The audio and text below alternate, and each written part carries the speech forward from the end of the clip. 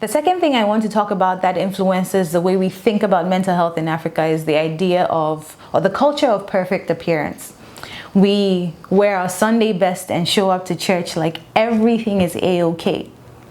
We could be dying on the inside, struggling on the inside, but at all costs, we have to let people know that everything is okay. It's deeply ingrained in us, right? Your mother or father will beat you up, and then you have to go somewhere afterwards and say, wipe your face, stop crying. And you have to figure out how to gather yourself together because someone was coming or because you were in public. And even though you were still in pain, you really had to get yourself together and appear as though everything was fine. And that's the culture that we have, appearing as though everything is perfect. Now, this influences the way mental health is also seen, the way we present ourselves with mental health.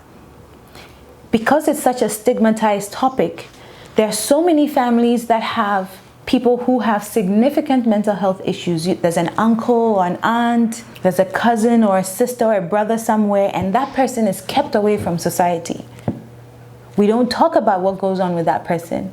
You'll ask questions like, what's going on with uncle this or auntie that? And they say, oh, leave them, they're sick, or let's not talk about it, and it's swept under the rug.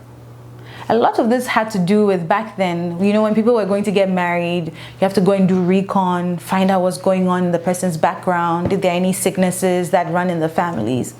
So it was always important for your family to be seen as healthy, as stable.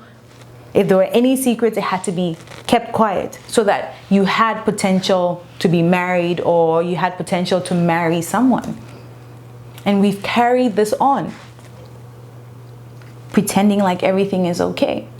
You have conversations with people and then they share the things they're going through, and you sit back and you're thinking, I actually thought that person had it all together. I actually thought that person was doing okay. But they're a mess on the inside because our society doesn't allow us to just be who we are, to be human. With this tea that I'm giving you about this art of making sure everything looks perfect, it's very important for us to create the space for people to be able to talk about the things they're going through, to not be stigmatized. For your homeboy to be able to come and say, Charlie, I make depressed, wow. And he doesn't hear things like, big boy like you, yeah, nah, you for man up. Let's create the space for people to be vulnerable. Let's create a space for people to not be perfect. Because really and truly, life is not perfect. Perfection is rather a strange thing. What's normal is the fact that we all struggle in one way or another. So this appearance that we like to keep up every single time, and we like to create false standards around ourselves, making it difficult for other people to share with us. Let's be mindful of creating safe spaces instead. And tied to this is the dismissal of experiences. There was a skit I saw on Instagram and I thought it was hilarious. A kid was telling his mom that he felt depressed.